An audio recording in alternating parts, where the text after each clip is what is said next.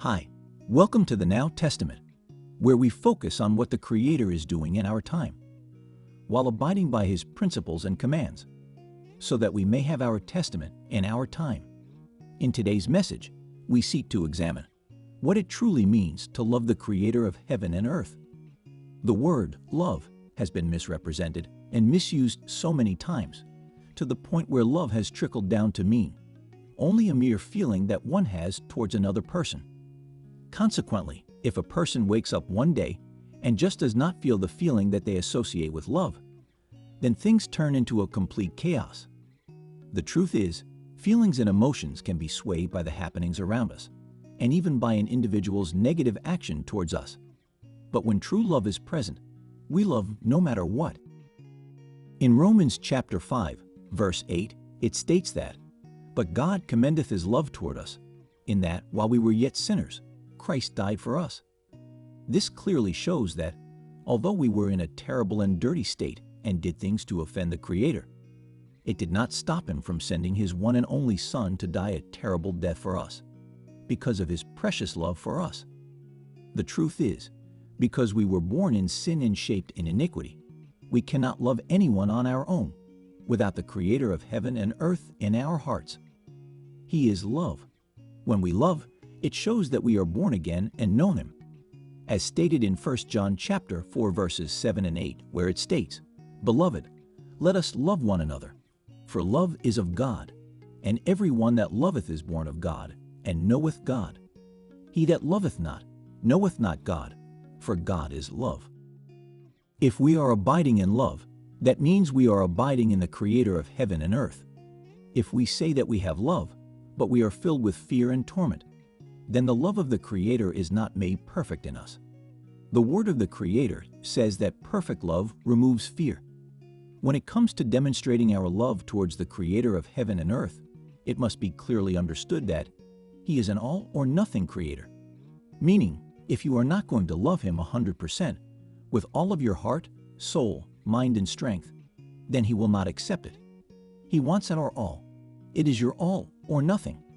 This is greatly emphasized by the Messiah in Mark chapter 12, verses 28 to 31, where it states, "And one of the scribes came, and having heard them reasoning together, and perceiving that he had answered them well, asked him, Which is the first commandment of all?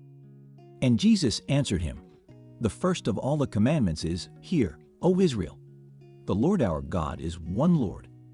And thou shalt love the Lord thy God with all thy heart, and with all thy soul, and with all thy mind, and with all thy strength. This is the first commandment. And the second is like, namely this, Thou shalt love thy neighbor as thyself. There is none other commandment greater than these." So, what does it mean to love the Creator with all our heart, soul, mind, and strength? The Messiah gave this answer in the simplest way possible in John chapter 14, verse 15, where He said, "If ye love me, keep my commandments." That is what the Creator requires of us, His people, if we truly love Him, to obey His commandments.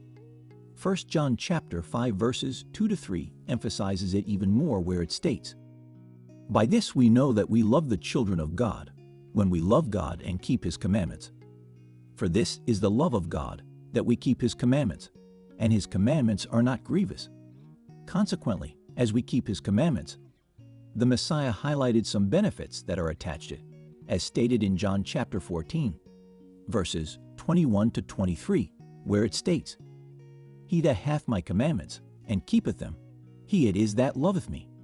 And he that loveth me shall be loved of my Father, and I will love him, and will manifest myself to him."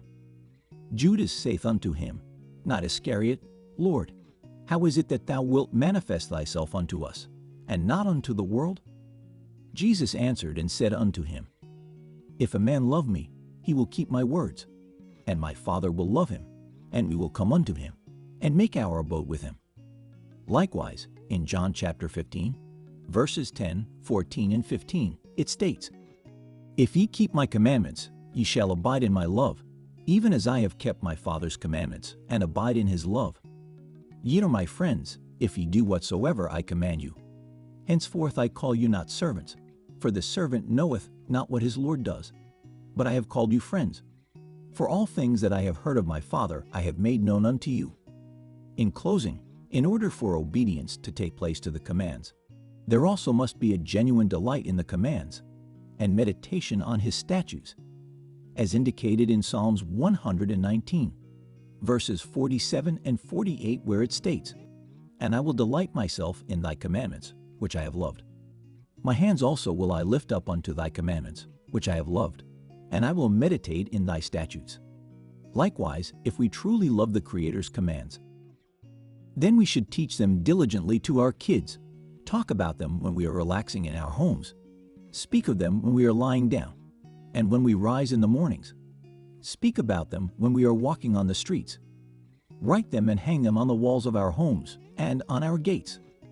Let us as believers seek to demonstrate our love for the Creator in complete obedience to Him, that our joy might remain in us and be full, so that we may go and bring forth fruits to the honor and glory of the Creator of heaven and earth.